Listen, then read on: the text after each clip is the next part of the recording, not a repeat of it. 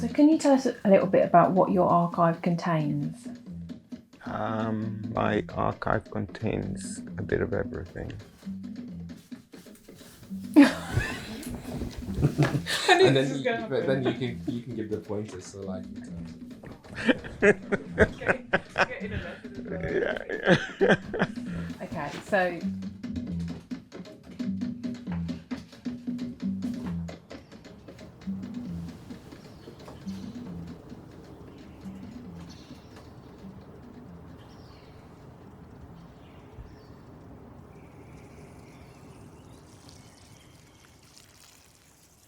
As I've always said, I don't think I chose to do this. I think it chose me.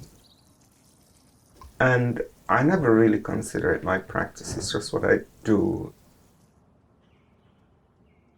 The archive was initially thought of as a representative of the life and experience of the African Caribbean people in Britain in general. But working in Birmingham, I use a specific, if you like, geographical space to try and tell this story because it's repeated similarly around the country.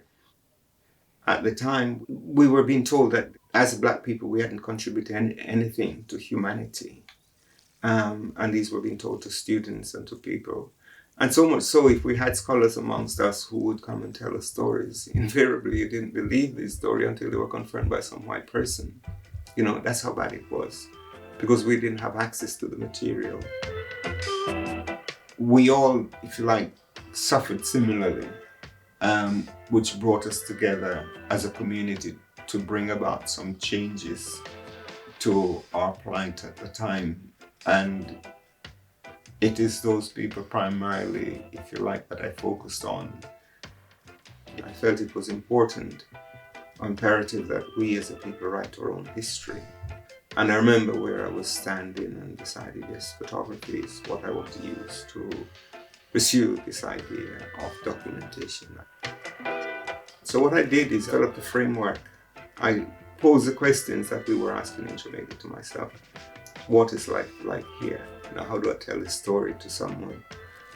So I started by thinking about religion and politics and social and entertainment, just a whole gambit, and broke it down, and if you like, use those as framework that I decided to take the photographs on.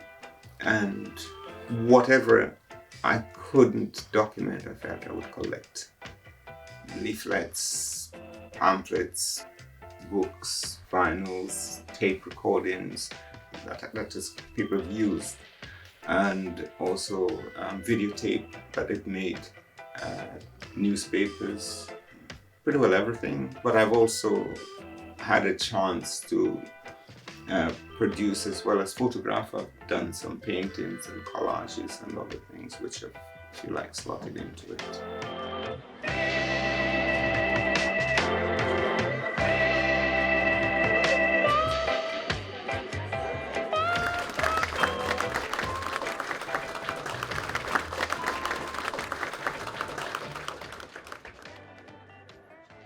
The whole idea for collecting this material is to use this material to inform yourself and others, and ultimately the wider community, the wider world, not just the African Caribbean community, you know, about the life and experiences of individuals. You never really know at what point an object or a publication or even a paragraph might resonate with you as a creative person, and sometimes not even as a creative, just as an individual. And we've had stories where people have written poems, you know, based on objects found in the archive. We've had researchers, you know, numerous, I think, and it's just pleased to be able to see that, you know, the material is doing, that I've collected and photographed have been, you know, informing people and influencing, and they're able to use them, if you like, to illustrate their thoughts and ideas.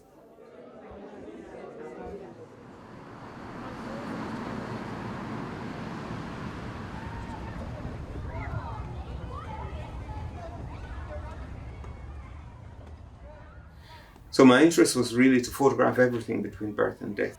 And because I decided to record one community of people, You don't take a set of photographs and think, well, I've done this.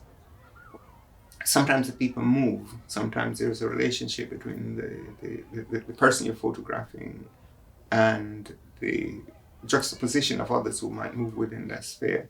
Over a period of time, that's what I tend to do really, is I photograph people as and when I see them in the park, at Marcus Garvey or Carnival. So I might photograph them there, and then I might see them in a funeral again. I might photograph them there. And so what you find over the period of time is you have a selection of photographs reflecting that person's life at different stages in their life.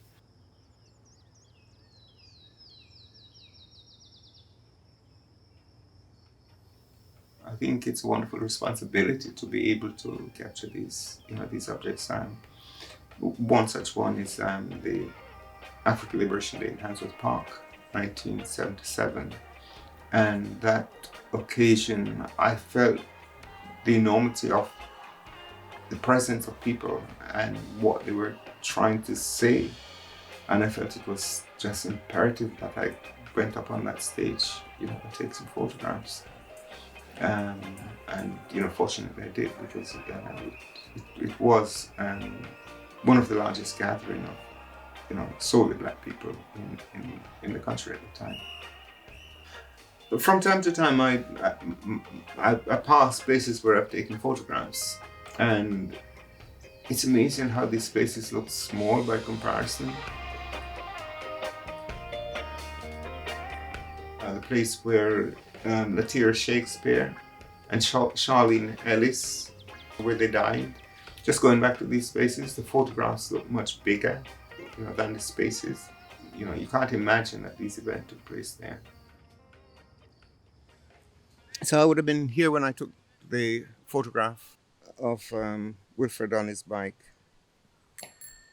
I was standing over there when I saw him riding down, and I took a few photographs of him. I caught up with him and I placed him here. And then I remember, the whole idea of thinking that I wanted the Union Jack to be on the horizon. You had to think very quickly. What am I taking the photograph of? What am I trying to say? Where's the position of the flag in this short space of time I had while the wind blew? And I wanted the flag to be in the middle of the horizon, because it was said that the sun never set on the empire. And also the line in his face, the diagonals. Sorry, the line of the path on the horizon right behind his head. That's probably one of your most iconic photos, would you say, Vanley? I like the fact that you said one of my most, which implies that I have more than one. And I think for anyone to have more than one iconic photograph is a blessing. It is the most used photograph that I've taken, yes. I think it's important to show the younger generation. We assume that the generation coming up would have known it because it happened and because we've lived through it.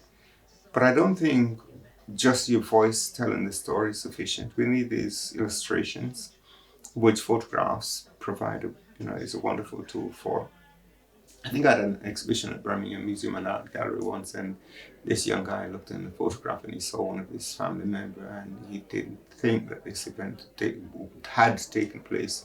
He didn't know that this event had taken place, or even in Birmingham, but when he imagined the joy when he saw his parents in there, and he took photographs of his parents and sent it back to other family members. And you find people are constantly doing that as well. And this idea of finding yourself within a larger community of people, within a sort of historical setting is, again, quite nice, quite wonderful.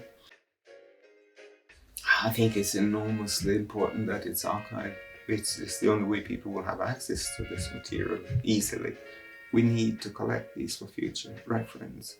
So if someone's going to do a play or write a song or design a set or anything, the material is there.